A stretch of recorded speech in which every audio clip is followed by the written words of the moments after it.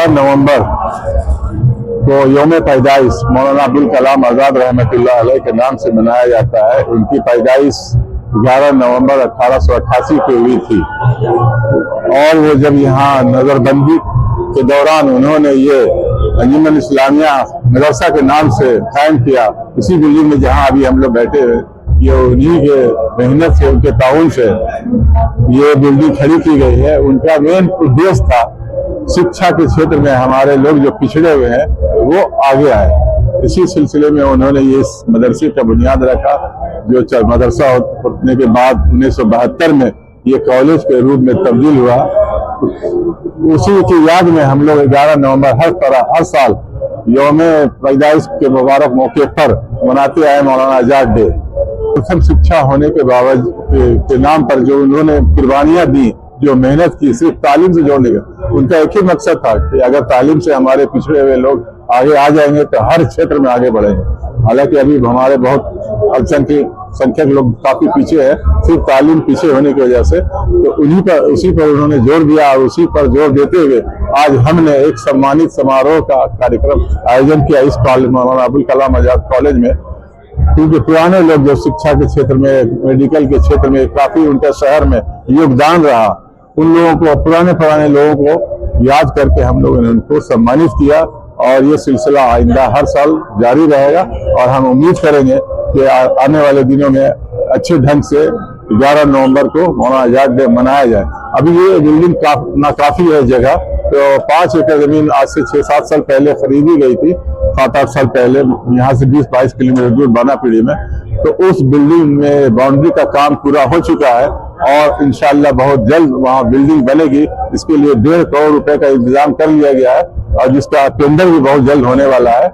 इंशाअल्लाह वहाँ 1-2 साल में बिल्डिंग पूरी तो नहीं, लेकिन कम से कम आधी बिल्डिंग जरूर तैयार हो जाएगी और 3-4 साल में एक भव्य बिल्डिंग बनेगी। हम ये दुआ करते हैं, यहाँ लोगों से दुआ करने की अपील भी करते हैं कि एक मौलाना अब्दुल कलाम आजाद कॉलेज भव्य बिल्डिंग बने ताकि सभी दबे पिछले लोग, कोई भी कम्युनिटी के लोगों को फायदा उठाए। यही मेरी ख्वाहिश है और इसके लिए मैं तमाम लोगों को मुबारकबाद पेश करता हूँ। ये है कि पहले झारखंड सरकार के मंत्री सुदीप सोनू जी ने, कि उनके जो पीए हैं शहजाद साहब, उनसे मेरी बात हुई तो उन्होंने बात करवाया सुबोध खान साहब जी ने, तो उन्होंने कहा कि भाई 11 नवंबर का क्या है। तो हमने कहा भाई वो प्रथम शिक्षा मंत्री मौलाना अब्दुल कलाम आजाद को हर साल मनाते आए और ये काफी दिनों से मुतालबा है।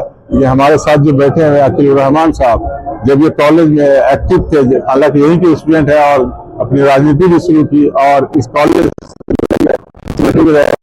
बहुत फिक्र है, तो 1995 में ही मुतालबा करते आए हैं और उसको शिक्षा दिवस की मनाने के तौर पर हम लोग अंजुमन इस्लामिया तो मनाते आए ही हैं। लेकिन जो हुआ है इसके लिए मंत्री जी को मैं मुबारकबाद पेश करता हूँ कि हर साल के लिए मनाया जाएगा 11 नवंबर और इसके लिए कल जारी कर दिया गया था। तो जो लोग थे हमारे साथ जो बैठे, हलीम भाई है, ये अकील रहमान साहब है, सेक्रेटरी साहब है, मुबारकबाद पेश करता हूँ जी। अध्यक्ष अंजुमन इस्लामिया और HMES अध्यक्ष।